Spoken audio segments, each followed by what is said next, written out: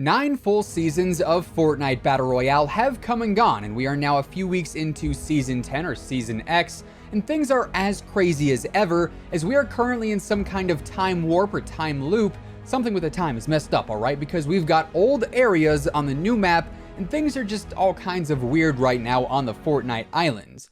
And of course, over time, the Fortnite Island and the game in general has evolved a lot, and we've seen some pretty major changes occur in the form of map updates, gameplay adjustments, and in-game upgrades as well. I mean, getting to a point where time itself is broken beyond belief is not something that just happens overnight.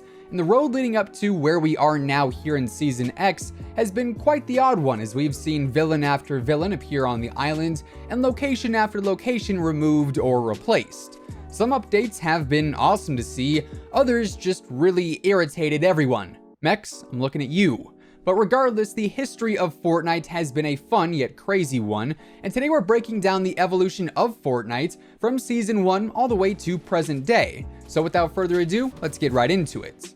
Starting things off for today, we of course have to jump way back to the fall of 2017, October 25th to be exact, when we saw Season 1 of Fortnite Battle Royale go live. Now, Season 1, unlike all of its successors, was very barren and generally simple. It was completely unlike all of our other seasons, but with good reason. It was simply the beginning. Everything has got to start somewhere, and frankly, Season 1 was a solid start for Fortnite. The map was comprised of 13 named points of interest, that being Pleasant Park, Anarchy Acres, Tomato Town, Wailing Woods, Loot Lake, Dusty Depot, Lonely Lodge, Retail Row, Greasy Grove, Salty Springs, Flush Factory, Fatal Fields, and also Moisty Mire. There were also a few other popular areas on the map as well, like the prison and also the factories, but for the most part the map was pretty barren and open. It didn't really have a whole lot going on with it. And on top of that, Season 1 also did not have a battle pass. It instead had a season shop, which was kind of like the battle pass and the item shop combined, as you could unlock things to then buy through the season shop. For instance, the Aerial Assault Trooper became purchasable at level 15, Renegade Raider became available at level 20, and the Raider's Revenge became purchasable at level 35. So all around a solid start for Fortnite, but nothing too crazy. We then jump into Season 2, which launched on December 14th of 2017, and for the first time ever we saw the Fortnite Island updated, and we saw a large influx of seasonal rewards added in through the brand new Battle Pass. Right off the bat, we saw 5 new locations added into the map, including Tilted Towers, that was obviously the main one, alongside Junk Junction, Snobby Shores, Haunted Hills, and also Shifty Shafts.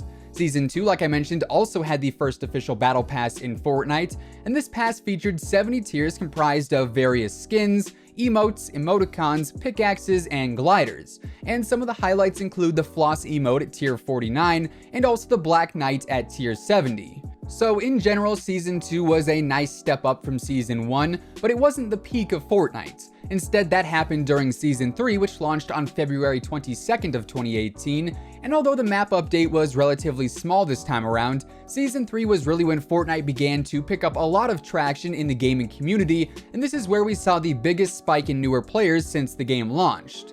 As far as the map goes, the only new area introduced in Season 3 was Lucky Landing in the furthest southmost point of the island, but we also saw a change to the map's color to more so reflect a more vibrant and lush islands.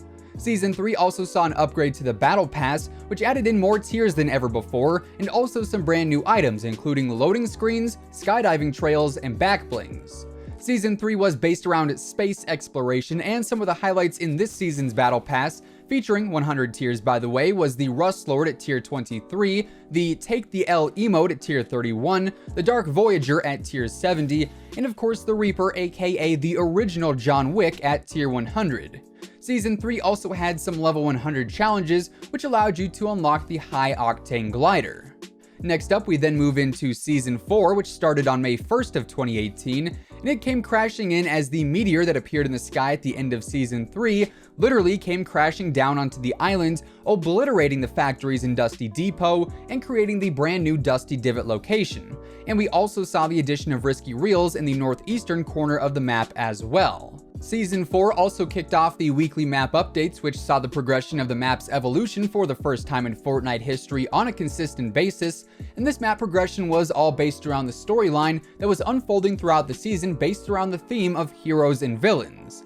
The Battle Pass this time around once again featured 100 tiers, and for the first time offered upgradable skins in the form of Tier 1 and Tier 100 skins, that being Carbide and Omega. Carbide was the hero and Omega was the villain, and we also had weekly challenges this time around, and these challenges allowed us to gain access to the Blockbuster skin, aka the Visitor, who would then end up launching the rocket at the end of Season 4 in the first ever live in-game Fortnite event, which completely broke the internet at the time, as everyone was blown away by the fact that millions of people just watched a rocket nearly destroy the entire map before it was rifted away into the sky. Then in came Season 5 on July 12th of 2018, which came with the theme of Worlds Collide, as the rift portals which appeared on the islands brought forth a handful of strange objects to the map, and also removed objects from the map that were there before. We also saw Paradise Palms in the desert biome added to the map, which replaced Moisty Mire in the southeast corner, alongside Lazy Links, which replaced Anarchy Acres.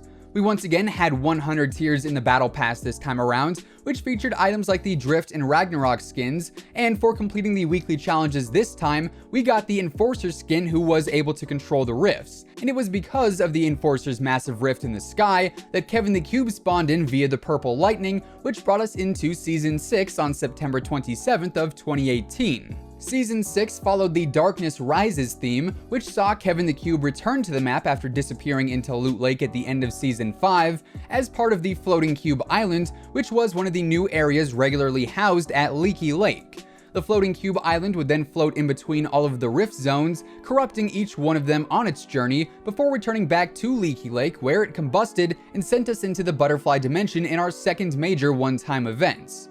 After that, we rolled into Season 7 on December 6th, where the Iceberg biome came crashing in, literally, it hit the island, and brought with it Frosty Flights, Happy Hamlet, Polar Peak, and also the Block, although that one was not technically related to the iceberg. Regardless, Season 7 was based all around winter, as our Battle Pass was full of festive unlocks, and we also had the Ice King as the main villain of the season, who was unlocked at Tier 100. Now, all season long, it was clear that the Ice King was up to no good, and later on into the season, his evil plan came to fruition as he tried to freeze over the entire Fortnite island in the Ice Storm event, which almost worked if it hadn't been for the Fire King, aka the Prisoner, who escaped the dungeon of the Ice Castle and hailed the volcano, which caused the snow to melt before it even made it onto the island at the launch of Season 8 on February 28th of 2019.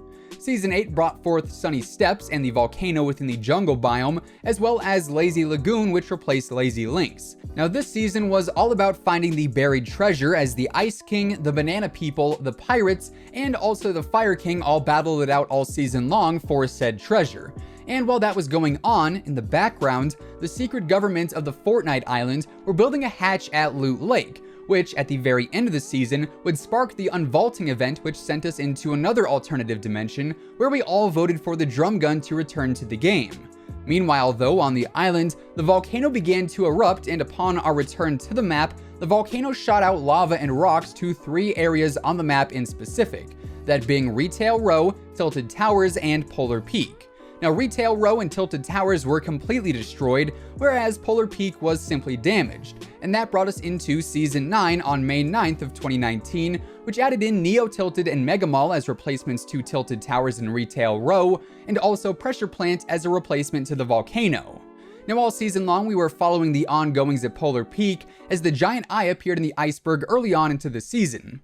That beast would then break free the iceberg and silently stalk the island for the next few weeks, before returning in epic fashion to try and destroy absolutely everything, but unfortunately for the monster, the Fortnite inhabitants built a giant mecha robot which battled against the monster, ultimately defeating it, which saved the island for the time being. But in the process of beating the monster, the mecha robot broke open the Nexus Orb, which unleashed a time warp on the island, which came into effect during Season X on August 1st.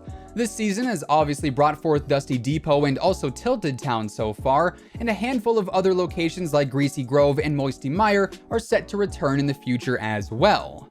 And there you guys have it. That is the evolution of Fortnite Battle Royale in all of its glory and craziness. And with that being said, that is effectively going to wrap things up for today. Definitely drop us a comment down below letting us know which season of Fortnite you thought was the best overall, factoring in things like the map updates, the battle pass, and all things of that nature. For me, I'd say it's pretty close between seasons 3 and 4. I think season 4 had the better battle pass, but season 3 was also a ton of fun gameplay wise, so it is a close call there. Of course, if you guys enjoyed today's video, be sure to drop a like rating on it, give it a big old thumbs up as it would be much appreciated. And if you are brand new here to the Simply Fortnite channel, feel free to subscribe with your post notifications turned on, that way you'll always know when a new video goes live. As always, by joining the notification squad, every single time we post a new video, YouTube will actually send you a message. That way you can be the first person to watch, like, and comment on each and every new upload. Once again, thanks so much for tuning in, and until next time, take it easy, have an awesome rest of your day, and we'll see you guys on the battle bus. Peace out.